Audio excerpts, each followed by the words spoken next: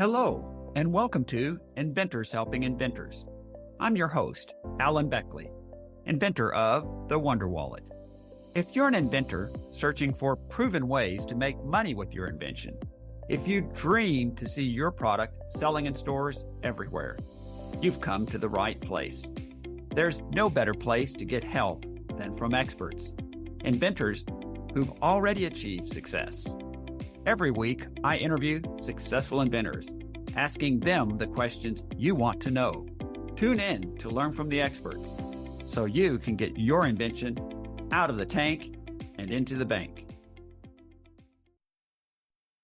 Yeah, as a front-end engineer, it's my job to put to life what inventors and entrepreneurs envision their software to be. Without a front end, or user interface is the more common term for the masses, software as we know it just would not exist. From adding something to your cart to uploading a photo to the cloud, none of these software inventions would be possible without presenting the user with a front end to access them. Wouldn't it be great to meet every month with successful inventors who share their resources, tips, and tricks for success with you? How about meeting 30 other inventors just like you who are at every stage of their invention journey to learn from each other? Need to find helpers? How about trusted resources, including patent attorneys, prototypers, Chinese manufacturer resources, and more? You'll get access to all of this and more when you join our monthly Inventors Helping Inventors membership group for just $1 a day. Isn't your path to invention success worth $1 a day? Just go to alanbeckley.com/IHI35 to join us now in the membership group. Again, that's alanbeckley.com/IHI35. See you soon when you join us in the membership group. Welcome to episode number 468. Today, I interview Miguel Gatmaytan.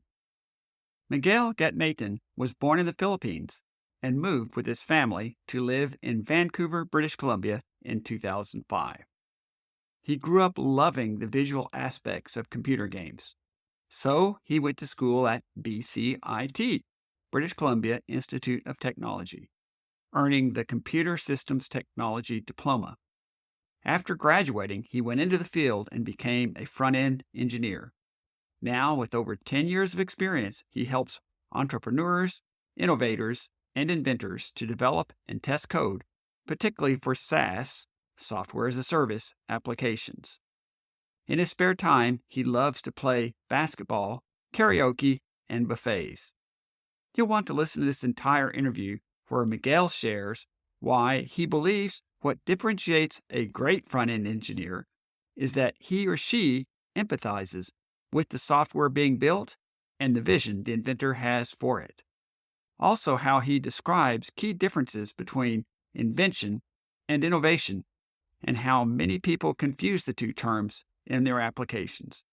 And finally, why some companies rush to get new software applications to customers without fully testing it properly first, leading to mistakes that can cost millions, with the CrowdStrike global IT outage as a prime example. Now let's get right to our interview with Miguel Gatmaytan. Miguel Gatmaytan, it's a pleasure to have you on the podcast with us today. Hey, Alan, thanks for having me. Appreciate it. You bet. Miguel, can you share a bit of your background with our listeners? Where did you grow up and go to school, and what did you do before you began helping entrepreneurs and inventors as a front-end engineer developing software? Could you share that story with us? For sure, yeah. I came to Canada in 2005 as an immigrant from the Philippines with my family.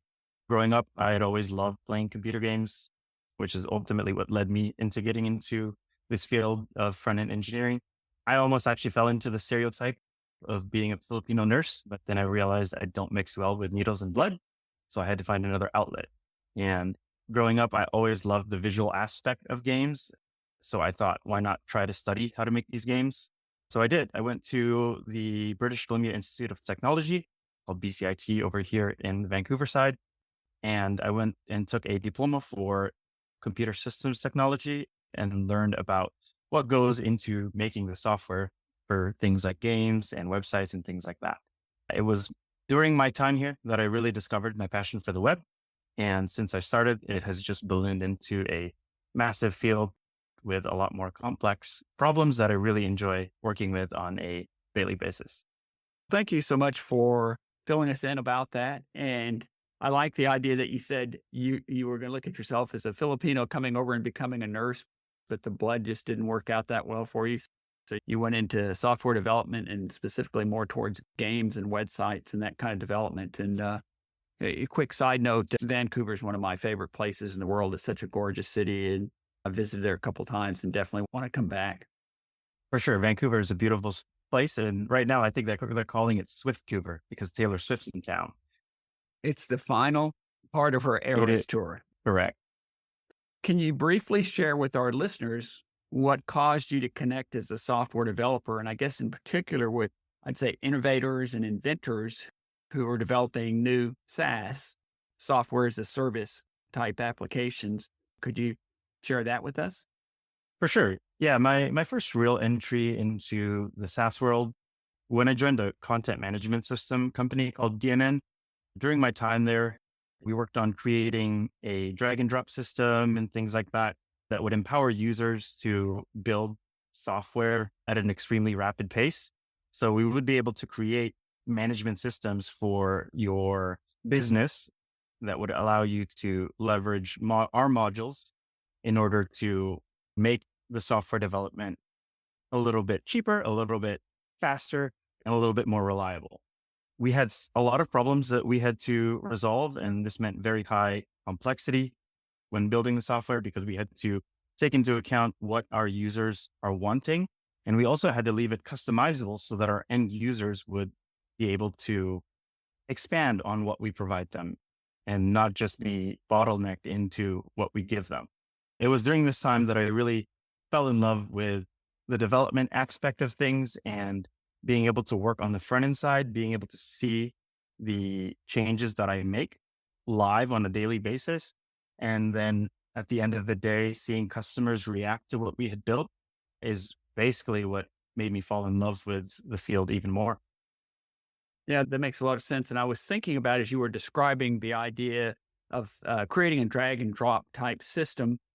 And I was thinking of essentially modular programming, if you want to think of it from that perspective, but also the need for it to be highly customizable. And I suspect those two things work almost at odds against each other. In other words, something that's very modular that you drop in, combined with creating something that's very customizable, that must be a challenge to get the best of both worlds in that sense. Is that accurate?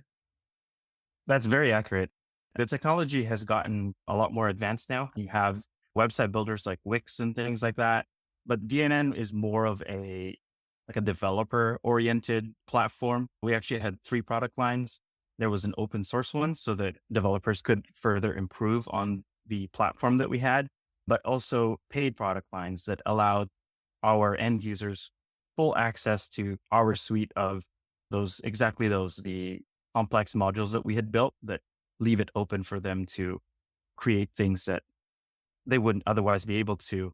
Last week, I mentioned that the folks at MagicMind reached out to me and offered me a 7-day challenge to try their mental performance shots for 7 days in a row to see if I noticed benefits in my mental performance. Well, I did. On my first morning, I put a shot in my coffee. I felt an improvement to my focus and creativity while writing chapters in my first novel. Now, on day 7, no writer's block. I'm in the zone each day. Great for invention ideas, too. I love my MagicMind shots, and I completely stand behind them, or I wouldn't share them with you, my loyal podcast listeners. Here's the good news. My friends at MagicMind have given me a special discount just for you, my podcast listeners. You have a limited offer you can use now that gets you up to 48% off your first subscription or 20% off one-time purchases with the code AlanB20 at checkout. You can claim it now at magicmind.com inventors.com/AlanB20. Give Magic Mind a try. Claim your discount and let me know what you think. I think your experience with this tasty green elixir will be just as magic as mine. Once more, just go to magicmind.com/AlanB20 and get yours now. When it comes to helping with software development for inventors, you specialize as a front-end engineer. Some of our listeners may not be familiar with the front-end engineer term or role, or inventors developing SaaS services, for example.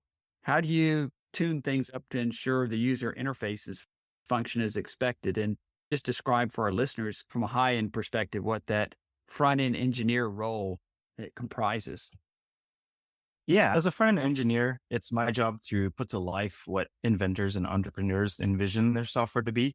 Without a front end, or user interface is the more common term for the masses, software as we know it just would not exist. From adding something to your cart to uploading a photo to the cloud, none of these software inventions would be possible without presenting the user with a front end to access them. If you've ever clicked a button on a website and it crashes, there's somewhere in the world a front end developer has failed to ensure that the application can handle anything that comes its way.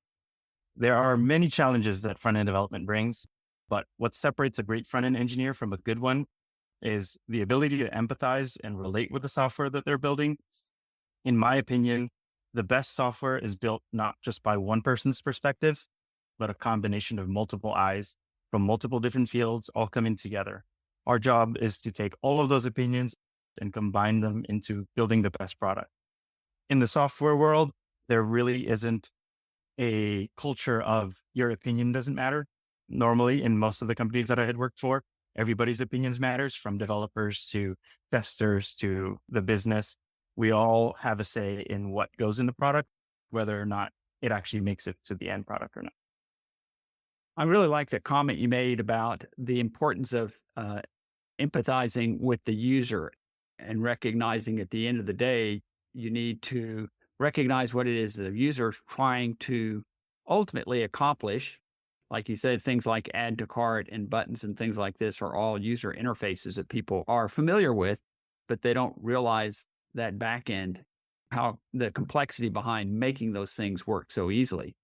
But empathizing with the user means that the end product, from my perspective, meets the vision that they had, even if they don't understand under the hood all the things you're doing to accomplish that. Yes, that's 100% accurate. And it's not always easy to empathize with what we're building. I've worked for a couple of fintech companies where it's not always the prettiest software that we're building, because if you look at the Bloomberg and the stock market in New York, like all on the user interfaces of those traders are just a lot of data on the screen, charts and things like that, which is not necessarily always the software that we want to build. And it's hard to put yourself in those shoes where I'm shoving 100 numbers on the screen. How does this make sense to me? And so that's one of the things that, as a front-end engineer, what separates you is the ability to relate with those guys and say, yeah, I think it would make sense that they're wanting to see all of this information because they want to get a bird's eye view of things. Yeah, so you recognize that compared to maybe other more typical users that want things in a simpler, back to your statement earlier, modular format, the fintech is looking for all the pieces, so to speak, and they want to see a lot of numbers. And so recognizing that end product is really what they're looking for. Exactly. Yeah. Fighting that urge to add space to make it look a little bit nicer and easier to ingest and things like that is one of the toughest things to do in the skill. I'd like to ask, what are the types of projects and challenges that entrepreneurs and inventors most frequently come to you for help with? Do you more typically take existing software and, as I described earlier, tune it up, make sure it hits performance specs like loading speeds, or more typically building new software from the ground up? Or do you do both? Yeah. Funnily enough, most of the days companies actually confuse innovation with invention. Inventing something new is, in my opinion, significantly more rare than innovating on something that already exists. In the past, I have worked with both sides of the coin. although you could still make an argument that it's still an innovation and not necessarily an invention. But I helped invent an Excel plugin that allowed users to input formulas into Excel. And this function calculated things like risk analysis. And this invention took their workflows from several hours to just seconds, as they can leverage the Excel formulas that we invented in order to help them get the information that they need while using and leveraging the power that Excel has. Excel is a piece of software that has been around for decades, and they're the reason why a lot of companies like to create these Excel plugins, no matter the investment that it takes, because it was certainly an investment. That being said, most of what I do is actually just innovating from what already exists. For example, I help create a chat user interface between dental patients in their offices, and it looks eerily familiar to Facebook's Messenger. However, this chat interface had innovations such as dental-specific applications, appointment reminders built into the chat, offers and what services they recommend coming up, and things like that. That, to me, is an innovation on Messenger, but it's also targeted. So in my opinion, overall, in the software space, most of what they call inventions are actually just innovations that they market as inventions. Thank you for making that distinction. I think that does make a lot of sense because at the end of the day, when somebody truly talks about creating a new invention, whether it's software or whether it's a product, it is creating something that truly is new. It may be similar in some things that are already out there, but it really is something that's new that didn't exist in so many words before. Where most innovation, which again plays in the same realm, but innovation really is taking something that already exists and essentially making it better or making do something maybe it didn't do before. Exactly. Yeah. And in today's world, we crisscross those terms, I believe, quite a lot. At the end of the day, both are still really relevant in the field. Inventions in the software space are significantly harder to do now because of the depth of technology and things like that. And most companies just focus on innovating things that will get them a larger audience fast. Let me ask you from the, again, lack of better terminology, I'm referring to it as tune up from a performance perspective, but what are some of the biggest issues you see frequently when it comes to testing software? Because I know that's an aspect of what you do. And then I call it getting the bugs out or getting it to perform the way that the user really needs it to. What are some of the biggest issues that you encounter in that realm? Yeah, to me, testing is almost always a resource related issue because you need to hire the right folks to do both manual and automated testing. In my experience, a lot of the times companies don't value testers as much, but in the software world, progress is king. A lot of the times we move forward without proper testing in place in the interest of time and money. However, even in today's society, large companies make testing mistakes that cost millions, even billions of dollars. If you take, for example, CrowdStrike's latest blunder early on in the year, they pushed something to the hands of customers that absolutely crashed critical systems and cost over $5 billion, if I recall. And that's something that should have gone through the proper testing before making it to the hands of customers. And that did not happen. And in that scenario, that is an example of catastrophic results when you don't test your software. Yeah, I was just thinking this through as you were describing, and I was thinking, so why is this that happens so often? I think part of it probably is testing's not sexy. In other words, it seems like the challenge, I think, from a mindset people have is they feel like it's going to work. I went through and created this, or we took this, it should be fine. And that can be a big mistake. And it's maybe not always that fun to test, but without testing, you don't really know for sure. And that's extremely important, I would say. So I think that's part of what happens is maybe people are just too taken with their own thoughts that they think they've created something perfect and there's no need to spend time and effort to test it. For sure. Yeah. And I think the big reason why in the software space, testing isn't as sexy as you mentioned it is when you have a physical product, for example, you have a ball, the ball bounces, you test it once, and you can pretty much guarantee the ball will bounce all the time. There are no outside factors affecting that ball. In the software space, we're working with a lot of things that could theoretically break our software without us ever changing any of what we had done. From your phone updating its operating system to a browser updating how it handles things, those are the things that make testing really important because we're able to test our software against what other companies that we rely on, for example, something like Google Chrome, to make sure that our software still works in the latest instance. I was thinking back to my telecom days. So I was telecom project manager for 20 plus years and worked with a lot of software architects, et cetera. One of the things is use cases. Testing the same software can be used in different ways depending on what the use cases are for the end user.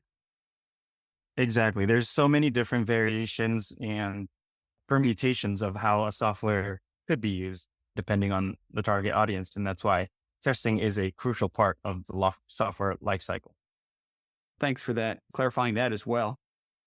And Miguel, as we roll towards the close, are there any parting words that you'd like to leave us with?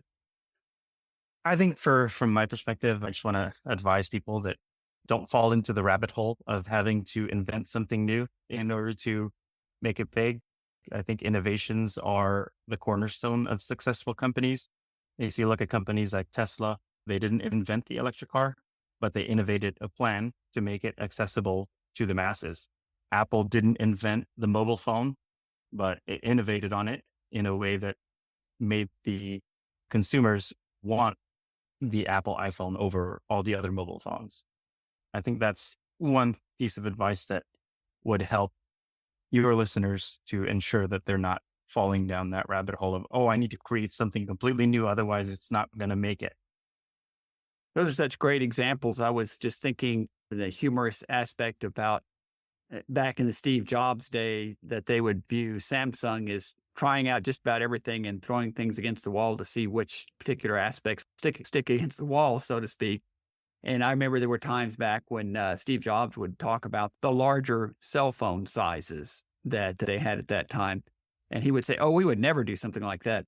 People don't want these big phones, but they stepped back and let Samsung develop them and watch to see which ones were more successful. And then they did exactly what you talked about. They went and innovated on top of that to make it perhaps even better or more user-friendly.